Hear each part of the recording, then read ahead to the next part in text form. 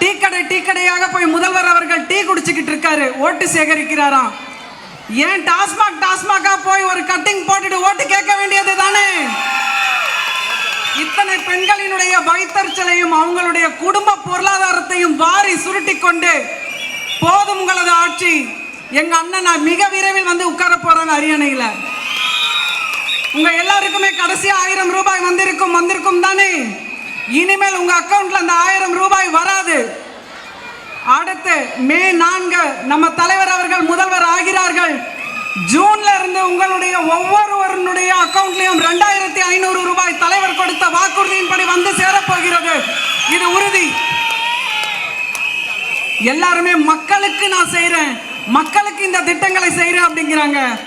இதுவரைக்கும் தமிழக அரசியலுடைய வரலாற்றிலேயே என் தங்கைகளுக்கு நான் சீர் கொடுக்கிறேன், என் தங்கச்சிக்கு ஒரு கல்யாணம்னா 1 பவுன்ல நான் தங்கம் கொடுத்து அண்ணனுடைய சீராக நான் செய்யறேன்னு சொல்ற ஒரு அரசியல் தலைவரை எங்கேயாவது நீங்க பார்த்திருக்கிறீங்களா?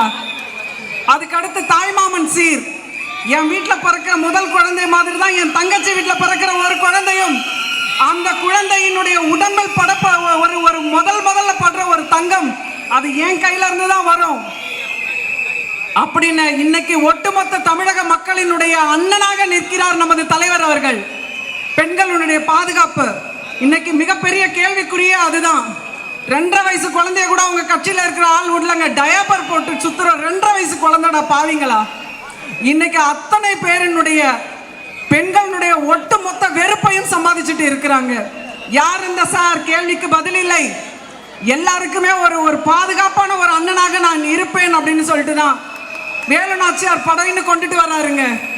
எல்லா ஊர்லயுமே இந்த படை பெண்களுக்கான பாதுகாப்பை உறுதி செய்ய போகிறது அப்படிங்கிறது தான் அண்ணனுடைய தேர்தல் வாக்குறுதியில முக்கியமானது. என் வீட்டுக்குள்ள ஒரு பொருள் வருதுன்னா அது எனக்கு தெரியாம வருமா?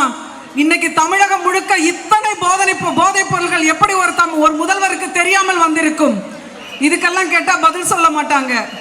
பதில் சொல்ல வைப்போம் நம்ம. எத்தனை ஜாதிய படுகொலைகள், ஆணவ படுகொலைகள், லாக்அப் கொடூரமான மரணங்கள் எல்லாத்துக்குமே முடிவு கட்டக்கூடிய காலம் மிக சீக்கிரமாவே வந்துருச்சு. இதில் விதவிதமான கூட்டணி தலைவர்கள் இவங்களும் கூட சேர்ந்துக்கிட்டு நாங்க பாடுவோம். அதுல ஒரு தலைவர் சொல்றாரு, விசிலுக்கு சட்டமன்றத்தில் என்ன வேலை? விசில் அடிப்பவர்களை எல்லாத்தையுமே வந்து தியேட்டருக்கு அனுப்புவோம், நாங்கெல்லாம் தான் சட்டமன்றத்துக்கு போவோம் அப்படிங்கிறாரு. அப்படியா சொல்றீங்க? இந்த விசில் இதுவரை பட்டி தொட்டி எல்லா இடத்திலும் தமிழக மக்களினுடைய ஒரே குரலாக ஒலித்துக் கொண்டிருக்கிறது. இந்த விசில் தியேட்டருக்கும் போகும், இந்த விசில் சட்டமன்றத்திற்கும் போகும். அதற்கான நாள் ரொம்ப கிட்டவே வந்துருச்சுங்க. நீட்டை ஒழிப்பேன் அப்படின்னாங்க. நீட்டை ஒழிச்சாங்களா? அவங்களுடைய தேர்தல் அறிக்கையில இருந்து தான் நீட்டை ஒழிச்சிட்டாங்க.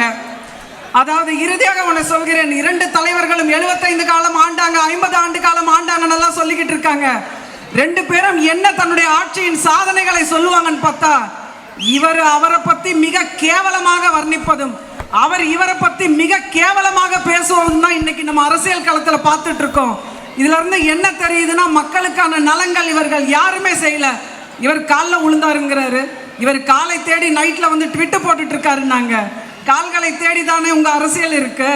மக்களுடைய மனதை தேடி, அவர்களுடைய மனதை புரிந்து, அவர்களுக்கு என்ன தேவை என்று தெரிந்த ஒரே அரசியல் தலைவர் நமது அண்ணன் அவர்கள் மட்டும்தான்.